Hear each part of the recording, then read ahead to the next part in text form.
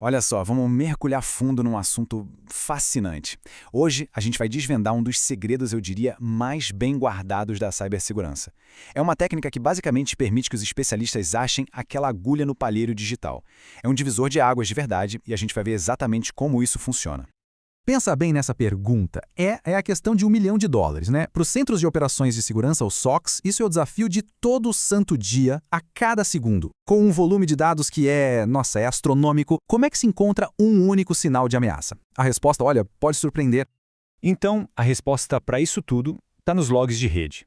Eles são, basicamente, o registro de absolutamente tudo o que acontece. A fonte da verdade, a principal evidência em qualquer investigação. É como se a gente pudesse ler o diário secreto da rede, sabe? Certo. Mas aí vem o problema, né? Porque esses logs, por mais que sejam pistas super valiosas, chegam num volume que é simplesmente avassalador. A gente está falando de uma inundação de informação de verdade. Tentar achar alguma coisa útil ali no meio é como tentar beber água de uma mangueira de incêndio. É impossível. E aqui é fundamental entender uma diferença. Quando se fala de pacotes de rede, é como se a gente pegasse um microscópio para olhar uma conversa. É perfeito para uma análise super profunda, detalhada. Mas os logs? Os logs são diferentes. Eles dão um panorama geral. É com eles que um SOC consegue ver a escala e o contexto de um ataque, sabe? Conectar os pontos em vez de ficar perdido num único detalhe. E o mais interessante é que essas pistas vêm de todo lugar. Do firewall, do servidor DNS, da VPN.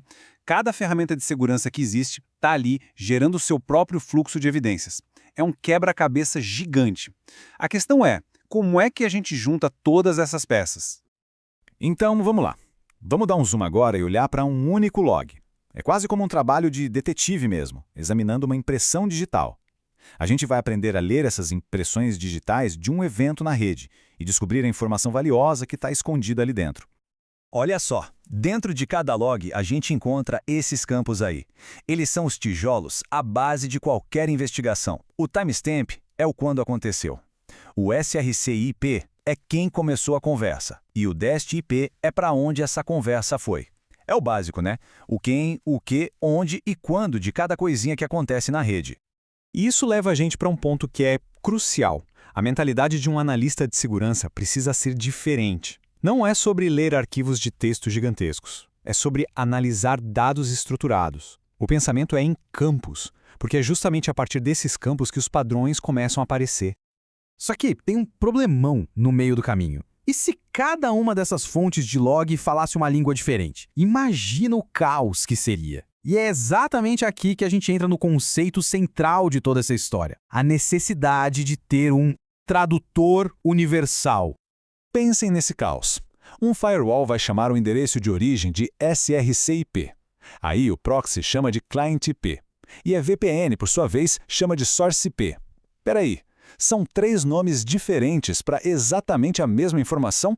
Como é que alguém vai conseguir procurar um invasor em todos os sistemas se precisa fazer 3 buscas diferentes?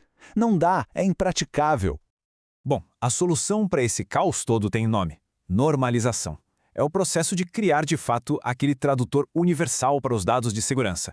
O que a normalização faz é pegar todos esses nomes diferentes e, pronto, padroniza tudo num formato único, comum para todo mundo. E o que é incrível aqui é ver essa transformação. De um lado, o caos de antes. Do outro, a clareza que vem depois. Aquele Client IP ou Source IP, tudo vira uma coisa só, SRC-IP. De repente, todos os dados estão falando a mesma língua. E isso, meu amigo, muda o jogo completamente. Pois é. E a partir do momento em que os dados falam a mesma língua, aí a mágica acontece. Aquilo que antes era só ruído, um monte de informação solta, se transforma num sinal claro e limpo de segurança. Os benefícios de ter esses dados padronizados são enormes. Vamos dar uma olhada em alguns deles. E aqui está a grande recompensa. Com uma linguagem comum, dá para escrever uma única regra de detecção que funciona para todos os sistemas. Dá para construir um dashboard que mostra o tráfego da infraestrutura inteira, não só de uma ferramentazinha. E a caça a ameaças, o famoso threat hunting, que é aquele processo de procurar ativamente por atividade maliciosa, se torna infinitamente mais eficiente e confiável, claro. Ok, vamos para a parte divertida agora. Já entendemos a teoria, né? Então, vamos ver como esses dados normalizados são usados na prática para pegar ameaças do mundo real. Agora a gente vai ver o poder da normalização em ação. Esse aqui é um padrão clássico. Um clássico mesmo. Quando os logs, já normalizados, mostram um único IP de origem tentando se conectar com centenas, talvez milhares de portas diferentes em vários servidores, tudo isso num intervalo de tempo bem curto, bom, isso é um sinal claríssimo. É o invasor testando todas as portas digitais para ver qual delas está aberta. É o que a gente chama de reconhecimento ativo.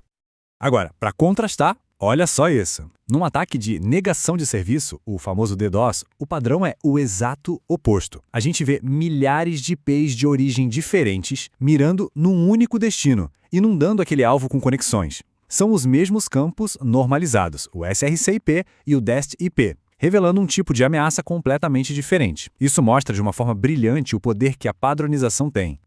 E tudo isso nos deixa com uma reflexão final, né? Cibersegurança de verdade, cibersegurança avançada, não é só sobre ter as ferramentas mais caras e mais modernas. É sobre garantir que essas ferramentas consigam conversar entre si. Sem a normalização, o risco que se corre é o de criar sistemas que não se entendem, deixando brechas enormes para os invasores explorarem. Então a pergunta que fica é: a gente está construindo uma fortaleza de segurança ou uma torre de Babel digital? A escolha, no fim das contas, é nossa.